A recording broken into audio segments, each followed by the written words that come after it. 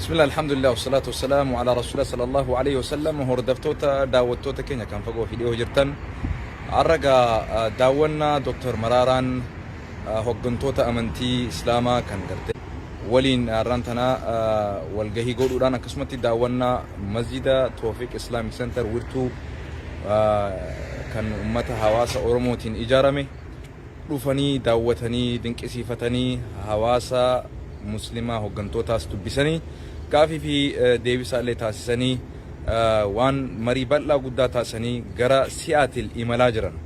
Yoo Rabbi fedhee guyyaa boruu Siyaatilitti waan dhufaniif mega boru Siyaatil dhufanii walgahii isaanii guyyaa sanbata xiqqaati moo sanbata guddaati? Saturday sanbata xiqqaa. Mega warra Siyaatilin akkamitti simattan waan jedhu isinuu ni beektanii. Mee Dr. Mararaan profeeser keenya dhaamsa isaan isiniif qaban isaan raaca qasnuwa. Siyaatilin boruun dhufaa kamisa jechuudha gaafa Saturday sanbata xiqqaa immoo walgahii guddaa qabna achitti egaa wal agarraa sabni keenya iddoo baay'eetti baranaa fuul isaa baheessaa marii bal'aa marii baheessaa gochaa jirra. Siyaatilittis waanuma akkasiin abdachaa jira. Gaafa sanbata xiqqaa wal agarra jedha sabni keenya bahee marii bal'aa akkan ibsu waamicha godhaaf. Gaariga hordoftoota daawwata keenya dhaamsa kana gaa warra Siyaatiliif daddabarsaa dhadhaama boruu yoo Rabbi fedhe Siyaatil ni seenanii guyyaa sanbata xiqqaa immoo waltajjii guddaadha isin waliin gaggeessuuf deemanii. Kanaafuu gaa kanuma gaa horaa bulaa isin jennaa imalli keessan imala nagaa ta'u nagaan Rabbiin gaa masjid Tawfiqitti nagaan walitti nu deebisuun jennaa galatooma warri dhaamsa warra hoggantoota irraatiin wal agartaniin waan jettan qabdanii.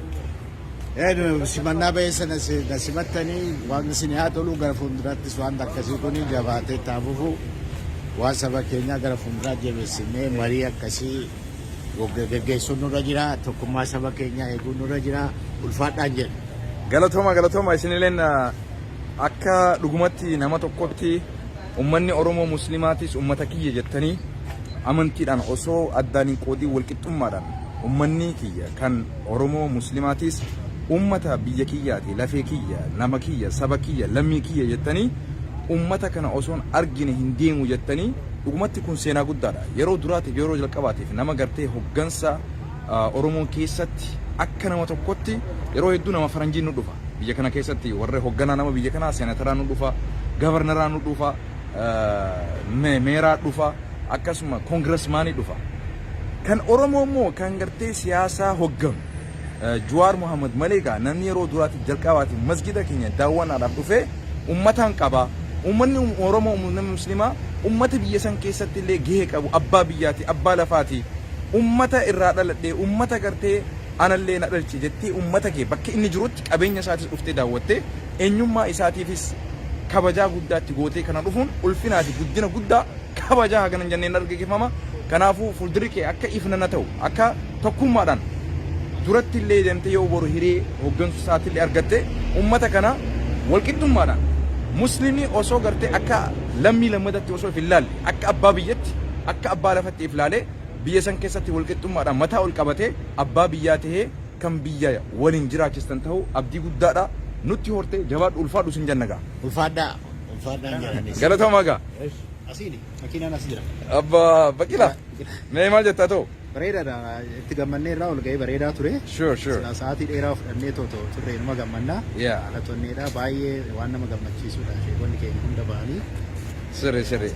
Mariin godhame kun baay'ee bareedaadha. Ulfaadha. Galatooma gaa daawwattoota keenya gaa akkasii gaa har'a Dr. Mararaan masjid Tawfiq dhufanii daawwatanii hoggantoota amantii Islaamaa waliin marii guddaa taasisanii amma gara yoo Rabbi fedhe boru Siyaatil deemaa jiranii warri Siyaatil gaa bifa bareedaadhaan simadhaa dhugumatti seenaa guddaa hojjetan har'aan tana badhaasa quraanaatti illee nurraa fudhatanii nin dubbise jechuudhaan akkasiin nu biraa deemanii turtii gaarii gaa nageenyaa jiraadhaa. Wassalaamu alaikum warahmatullahi wabarakatuh.